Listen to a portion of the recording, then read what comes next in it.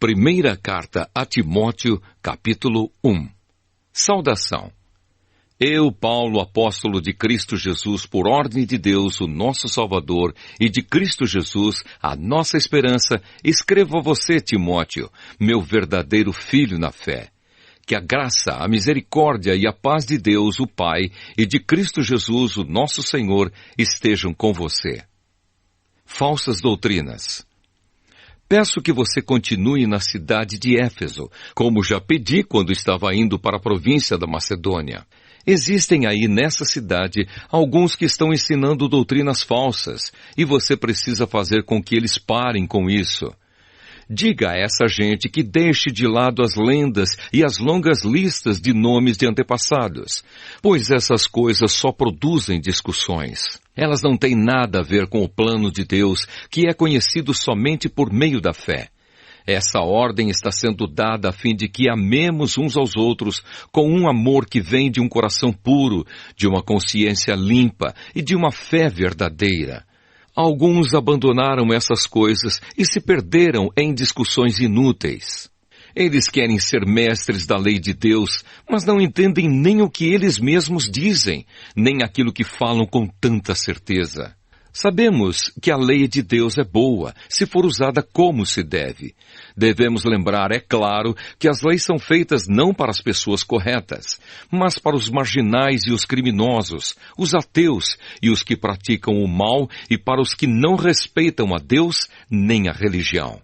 São feitas também para os que matam os seus pais e para outros assassinos, e para os imorais, os homossexuais, os sequestradores, os mentirosos, os que dão falso testemunho e para os que fazem qualquer outra coisa que é contra o verdadeiro ensinamento. Esse ensinamento se encontra no Evangelho que Deus me encarregou de anunciar, isto é, na boa notícia que vem do Deus bendito e glorioso. Gratidão pela misericórdia de Deus. Agradeço a Cristo Jesus, o nosso Senhor, que me tem dado forças para cumprir a minha missão. Eu lhe agradeço porque Ele achou que eu era merecedor e porque me escolheu para servi-lo. Ele fez isso apesar de eu ter dito blasfêmias contra Ele no passado e de eu ter perseguido e insultado. Mas Deus teve misericórdia de mim, pois eu não tinha fé e por isso não sabia o que estava fazendo. E o nosso Senhor derramou a sua imensa graça sobre mim e me deu a fé e o amor que temos por estarmos unidos com Cristo Jesus. O ensinamento verdadeiro e que deve ser crido e aceito de todo o coração é este. Cristo Jesus veio ao mundo para salvar os pecadores, dos quais eu sou o pior. Mas foi por esse motivo que Deus teve misericórdia de mim, para que Cristo Jesus pudesse mostrar toda a sua paciência comigo. E isso ficará como exemplo para todos os que, no futuro, vão crer nele e receber a vida eterna. Ao Rei eterno, imortal e invisível, o único Deus, a Ele sejam dadas a honra e a glória para todos sempre. Amém. Timóteo, meu filho, eu entrego essa ordem a você. Ela está de acordo com as palavras da profecia, ditas há muito tempo a respeito de você. Que essas palavras sejam as suas armas, para que você possa combater bem. Conserve a sua fé e mantenha a sua consciência limpa. Algumas pessoas não têm escutado a sua própria consciência, e isso tem causado a destruição da sua fé. Entre elas estão Himeneu e Alexandre, que eu já entreguei a Satanás para que aprendessem a não blasfemar mais. Primeira carta a Timóteo, capítulo 2. Conselhos sobre a oração. Em primeiro lugar, peço que sejam feitos orações, pedidos, súplicas e ações de graças a Deus em favor de todas as pessoas. Orem pelos reis e por todos os outros que têm autoridade, para que possamos viver uma vida calma e pacífica, com dedicação a Deus e respeito aos outros. Isso é bom, e Deus, o nosso Salvador, gosta disso. Ele quer que todos sejam salvos e venham a conhecer a verdade, pois existe um só Deus e uma só pessoa que une Deus com os seres humanos. o ser humano Cristo Jesus, que deu a sua vida para que todos fiquem livres dos seus pecados. Esta foi a prova, dada no tempo certo, de que Deus quer que todos sejam salvos. E eu fui escolhido como apóstolo e mestre dos não-judeus para anunciar a mensagem da fé e da verdade. Eu não estou mentindo, estou dizendo a verdade. Quero que em todos os lugares os homens orem, homens dedicados a Deus, e que, ao orarem, eles levantem as mãos sem ódio e sem brigas. A mulher cristã. Quero também que as mulheres sejam sensatas e usem roupas decentes e simples. Que elas se enfeitem, mas não com penteados complicados, nem com joias de ouro ou de pérolas, nem com roupas caras. Que se enfeitem com boas ações, como devem fazer as mulheres que dizem que são dedicadas a Deus. As mulheres devem aprender em silêncio e com toda a humildade. Não permito que as mulheres ensinem ou tenham autoridade sobre os homens. Elas devem ficar em silêncio, pois Adão foi criado primeiro e depois Eva. E não foi Adão quem foi enganado. A mulher é que foi enganada e desobedeceu à lei de Deus. Mas a mulher será salva tendo filhos se ela, com pureza, continuar na fé, no amor e na dedicação a Deus. Primeira carta a Timóteo, capítulo 3. Os bispos. Este ensinamento é verdadeiro. Se alguém quer muito ser bispo na igreja, está desejando um trabalho excelente. O bispo deve ser um homem que ninguém possa culpar de nada. Deve ter somente uma esposa, ser moderado, prudente e simples.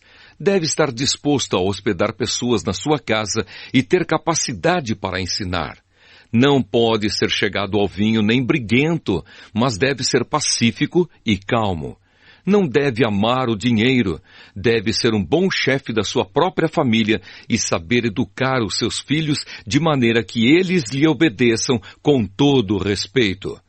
Pois se alguém não sabe governar a sua própria família, como poderá cuidar da igreja de Deus? O bispo não deve ser alguém convertido há pouco tempo.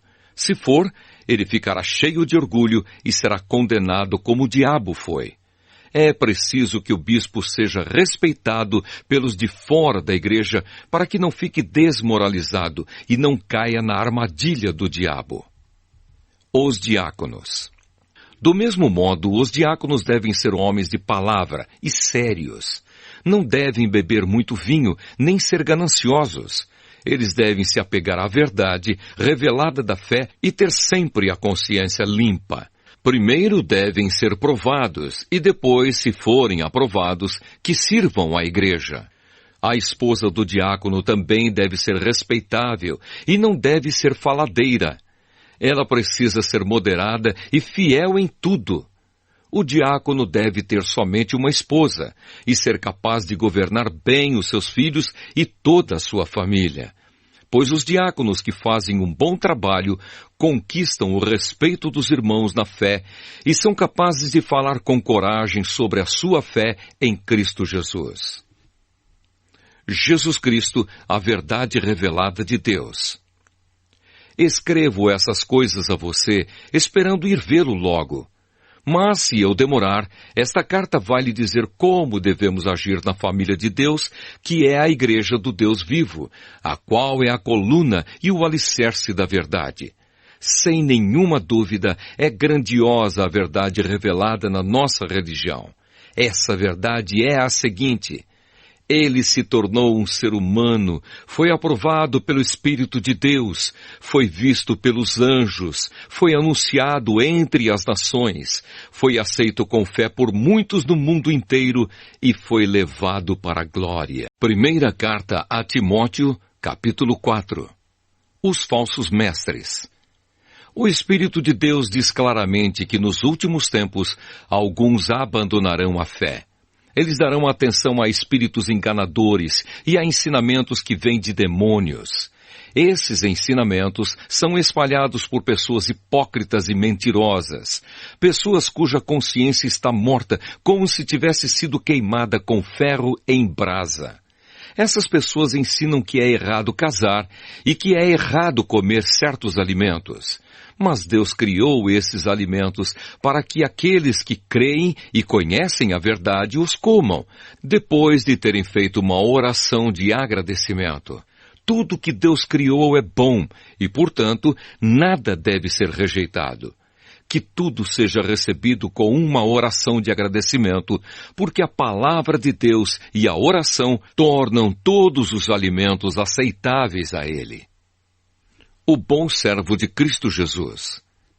Se der esses conselhos aos irmãos na fé, você será um bom servo de Cristo Jesus, alimentando-se espiritualmente com as doutrinas da fé e com o verdadeiro ensinamento que você tem seguido. Mas não tenha nada a ver com as lendas pagãs e tolas. Para progredir na vida cristã, faça sempre exercícios espirituais, pois os exercícios físicos têm alguma utilidade, mas o exercício espiritual tem valor para tudo, porque o seu resultado é a vida, tanto agora como no futuro. Esse ensinamento é verdadeiro e deve ser crido e aceito de todo o coração.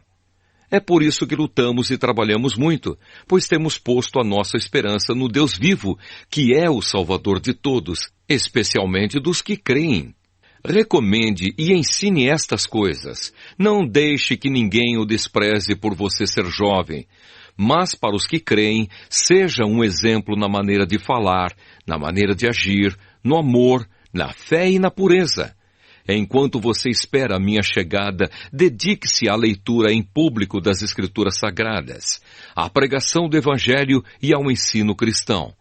Não se descuide do dom que você tem, que Deus lhe deu quando os profetas da igreja falaram, e o grupo de presbíteros pôs as mãos sobre a sua cabeça para dedicá-lo ao serviço do Senhor.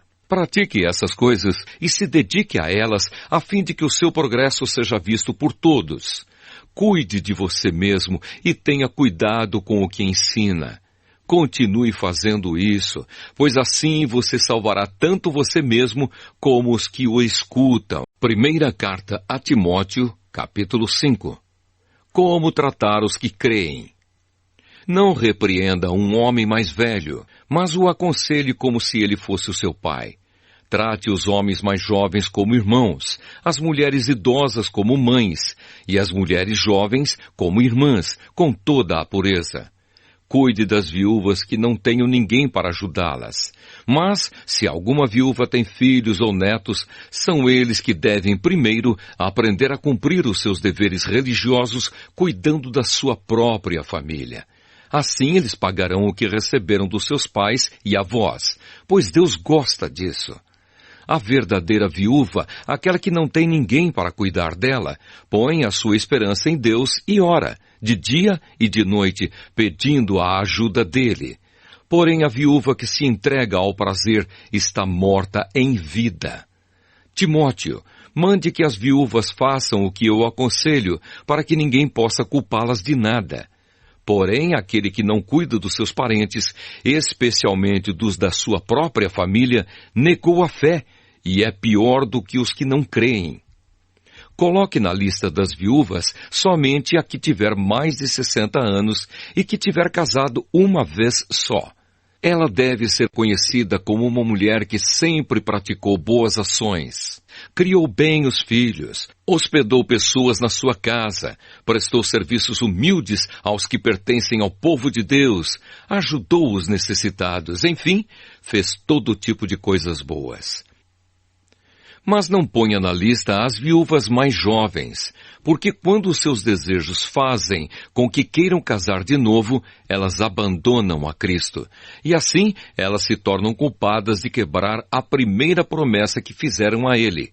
Além disso, elas se acostumam a não fazer nada e a andar de casa em casa. E pior ainda, aprendem a ser mexeriqueiras, metendo-se em tudo e falando coisas que não devem. Por isso, eu quero que as viúvas mais novas casem, tenham filhos e cuidem da sua casa, para que os nossos inimigos não tenham motivos para falar mal de nós. Pois algumas viúvas já se desviaram e seguiram Satanás. Se alguma mulher cristã tem viúvas na sua família, ela deve ajudá-las. Que ela não ponha essa carga sobre a igreja, para que a igreja possa cuidar das viúvas que não tenham ninguém que as ajude.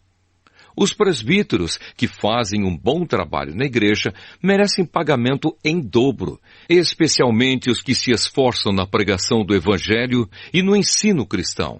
Pois as Escrituras Sagradas dizem: não amarre a boca do boi quando ele estiver pisando o trigo. E dizem ainda: o trabalhador merece o seu salário. Não aceite nenhuma acusação contra qualquer presbítero, a não ser que ela seja feita por 2 testemunhas, pelo menos. Repreenda publicamente os presbíteros que cometem pecados, para que os outros fiquem com medo. Na presença de Deus, de Cristo Jesus e dos santos anjos, eu peço e insisto no seguinte: em tudo que você fizer, obedeça a estas instruções, sem preconceito contra ninguém e sem favorecer nenhuma pessoa. Não tenha pressa de colocar as mãos sobre alguém para dedicá-lo ao serviço do Senhor. Não tome parte nos pecados dos outros. Conserve-se puro. Já que muitas vezes você tem ficado doente do estômago, não beba somente água, mas beba também um pouco de vinho. Os pecados de algumas pessoas podem ser vistos claramente antes mesmo de elas serem julgadas, mas os pecados de outras pessoas só são vistos depois. Assim também as boas ações são vistas claramente e mesmo aquelas que são difíceis de ver não poderão ficar escondidas para sempre. Primeira carta a Timóteo, capítulo 6.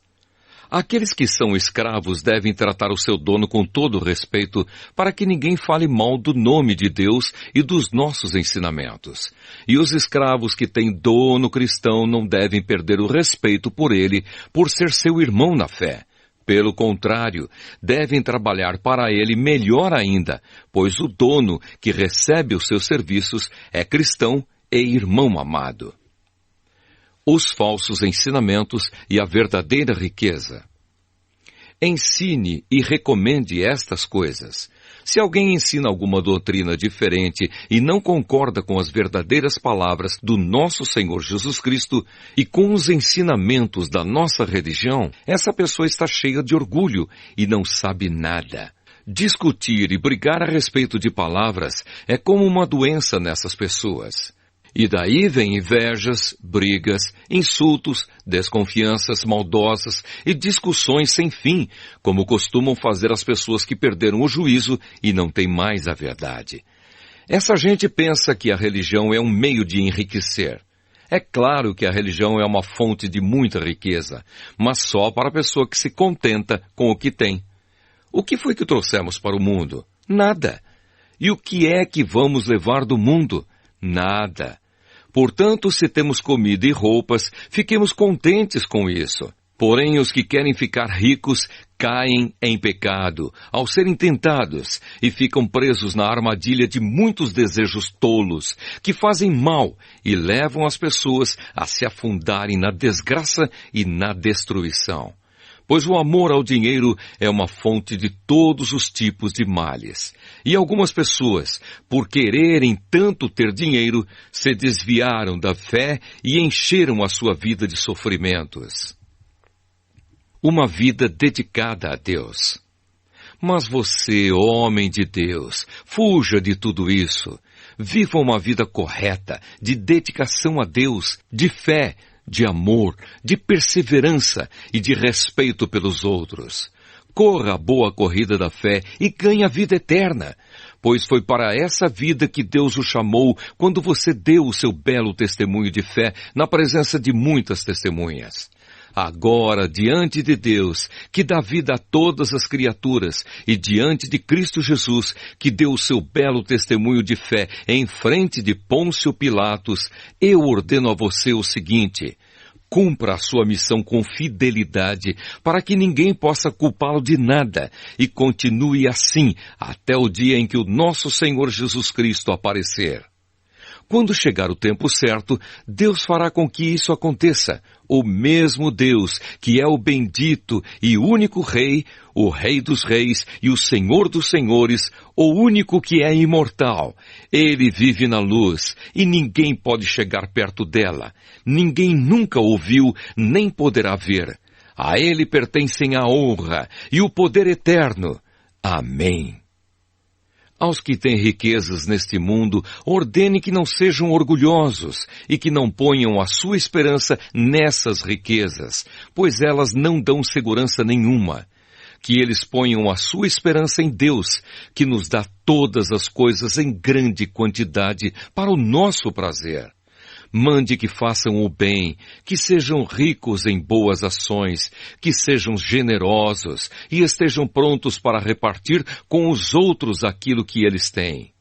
Desse modo, eles juntarão para si mesmos um tesouro que será uma base firme para o futuro. E assim conseguirão receber a vida, a verdadeira vida. Timóteo, guarde bem aquilo que foi entregue aos seus cuidados. Evite os falatórios que ofendem a Deus e as discussões tolas a respeito daquilo que alguns, de modo errado, chamam de conhecimento. Algumas pessoas, afirmando que tinham esse conhecimento, se desviaram do caminho da fé. Bênção. Que a graça de Deus esteja com vocês.